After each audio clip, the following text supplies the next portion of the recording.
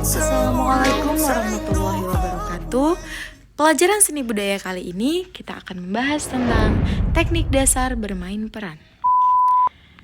Yang pertama yaitu ada olah tubuh, yang kedua ada olah suara, yang terakhir ada olah rasa. Kita akan membahas poin satu persatu dari 3 poin tersebut. Yang pertama ada olah tubuh.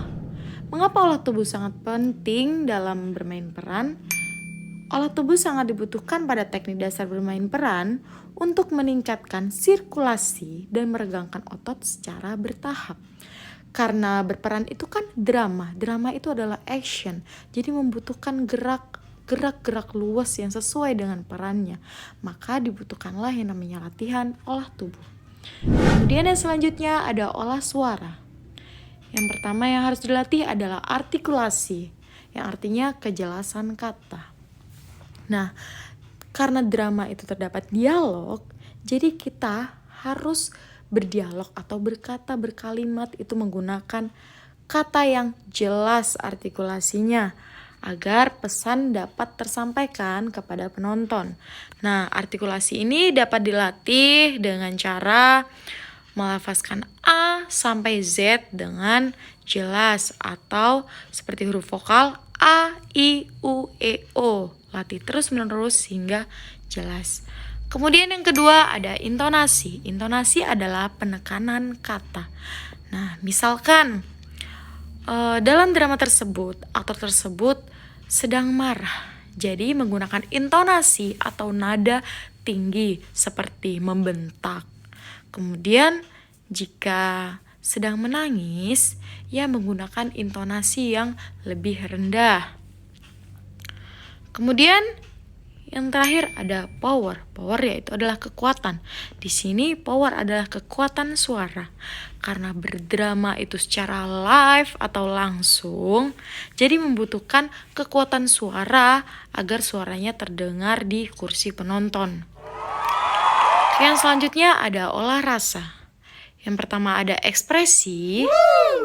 Ekspresi merupakan pengungkapan atau proses menyampaikan sesuatu, menyatakan maksud atau perasaan emosi seseorang dalam berperan.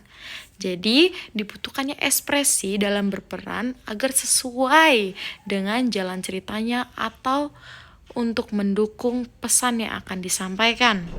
Adapun emosi yang dapat dilatih yaitu bahagia, sedih, marah, kecewa, gelisah, menangis, dan masih banyak lagi emosi-emosi yang belum tertulis di sini. Nah, ekspresi itu dapat diungkapkan melalui tubuh atau ekspresi dapat dilihat melalui gerak. Contohnya, marah diekspresikan dengan postur tubuh yang melebar dengan gerak tangan seperti menunjuk, mengepal, dan masih banyak lagi. Kemudian, dapat diungkapkan melalui suara. Contohnya, jika sedang menangis, diekspresikan dengan nada yang lirih dan suara cenderung terisak-isak. Atau biasanya jika marah, teriak, membentak. Nah, itu adalah pengungkapan melalui suara. Kemudian yang terakhir dapat diekspresikan melalui mimik wajah. Nah, ini yang paling sering. Contohnya, ketakutan diekspresikan dengan bibir gemetar, pandangan tidak stabil, dan mengerutkan kening. Selanjutnya ada eksplorasi. Sebelum kita mendalami peran, dibutuhkan itu yang namanya eksplorasi. Eksplorasi adalah suatu upaya mencari kebenaran sebagai acuan dalam mendalami peran. Contohnya, Budi mendapatkan peran sebagai anak SD kelas 2. Nah, misalkan Budi sudah SMK, otomatis Budi pasti lupa historinya saat kelas 2 SD. Maka yang harus dilakukan Budi yaitu melakukan pengamatan ke sebuah SD untuk melihat beberapa anak SD kelas 2 agar dapat dieksplorasi atau dicari kebiasaannya, suaranya, cara berjalan untuk diimplementasikan pada perannya di drama tersebut. Wow. Kemudian setelah eksplorasi ada yang namanya improvisasi. Improvisasi adalah upaya pengembangan dari hasil eksplorasi yang telah didapat. Jadi dari hasil eksplorasi budi tersebut di sebuah SD, kemudian diterapkan, dipraktikkan, kemudian dikembangkan sesuai dengan kebutuhan perannya.